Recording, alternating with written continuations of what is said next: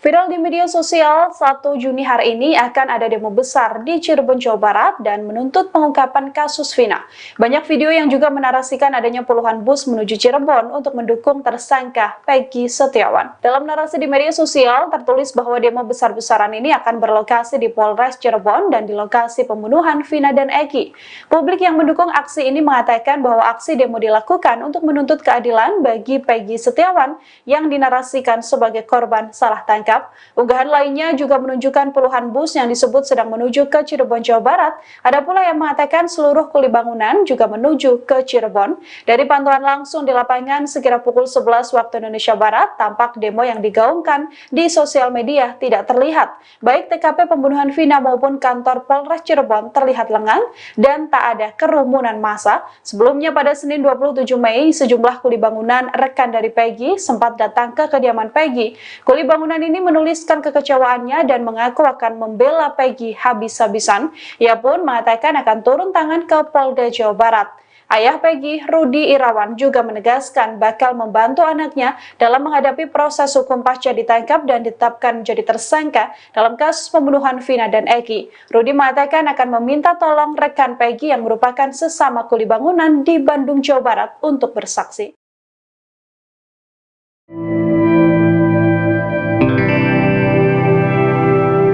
Sosok Mel-Mel, seorang pria yang mengaku melihat langsung semua aksi pembunuhan terhadap Vina dan Eki di Cirebon, akhirnya muncul ke publik.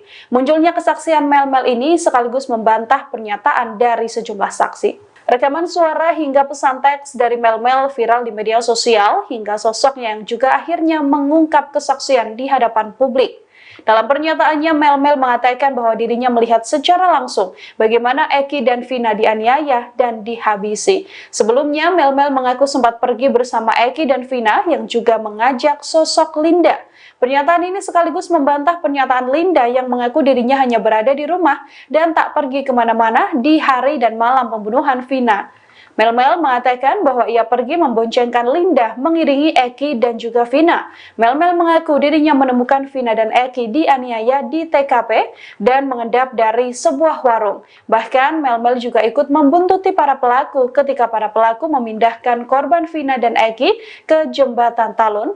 Mel-Mel mengatakan ia mengenal sosok Eki yang juga merupakan pelaku pembunuhan. Hanya saja Mel-Mel tidak menjelaskan lebih detail apakah Eki yang dimaksud adalah Peggy atau tidak. Mel-Mel bersaksi sempat mengambil foto potret di TKP. Saat itu Mel-Mel mengaku ikut memfoto sepatu yang dikenakan oleh sosok Eki ini. Foto yang diambil Mel-Mel inilah yang kemudian viral di media sosial.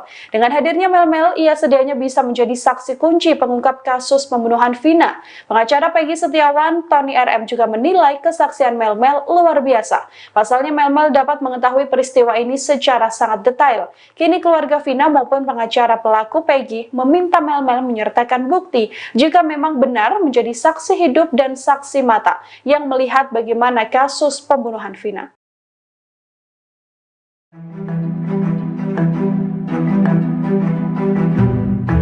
Publik di media sosial dihebohkan dengan adanya video yang diduga merupakan rekaman CCTV kasus pembunuhan Vina. Potret yang ada dalam video menunjukkan sejumlah pria bermotor membawa balok kayu besar. Dalam tangkapan layar CCTV yang kini viral di media sosial, disampaikan bahwa insiden dalam CCTV ini terjadi di kawasan flyover Talun, Cirebon, Jawa Barat.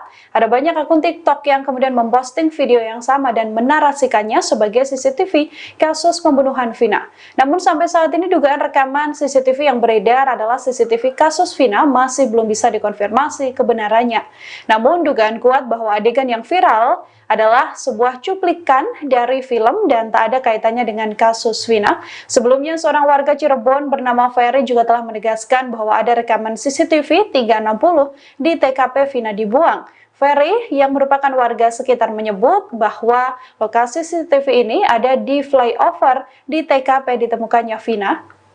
Ferry mengaku apabila CCTV tersebut bisa dibuka, harusnya kasus Vina akan terbuka jelas tanpa tanda tanya. Ferry juga mengatakan di supermarket di sekitar TKP juga ada rekaman CCTV.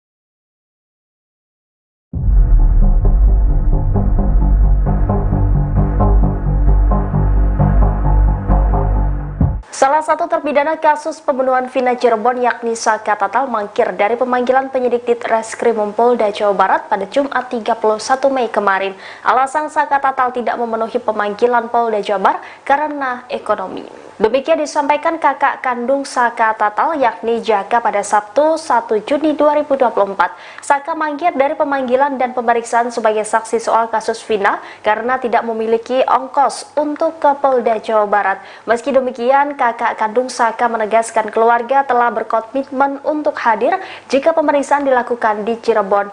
Jaka mengatakan pihak keluarga sudah mengajukan pemindahan lokasi pemeriksaan di Mapolres Cirebon Kota kepada penyidik Ditreskrimum Polda Jawa Barat.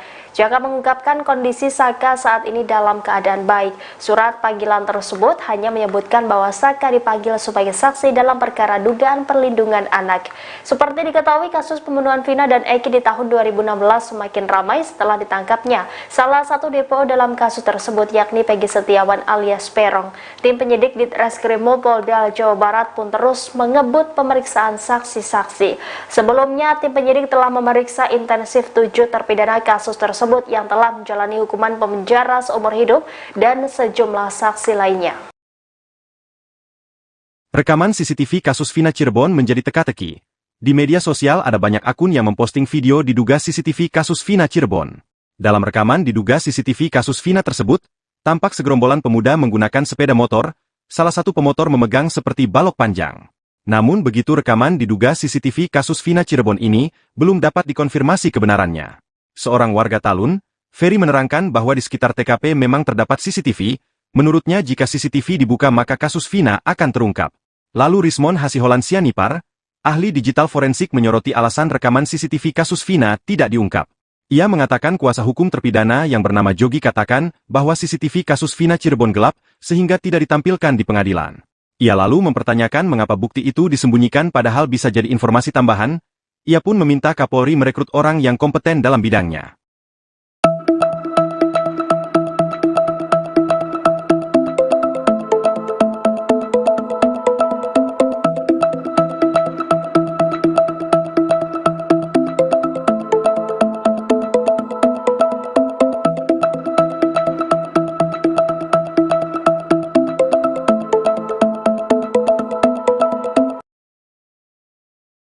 Posisi CCTV di TKP pembunuhan Vina dan Eki di Cirebon kini sedang jadi perbincangan netizen.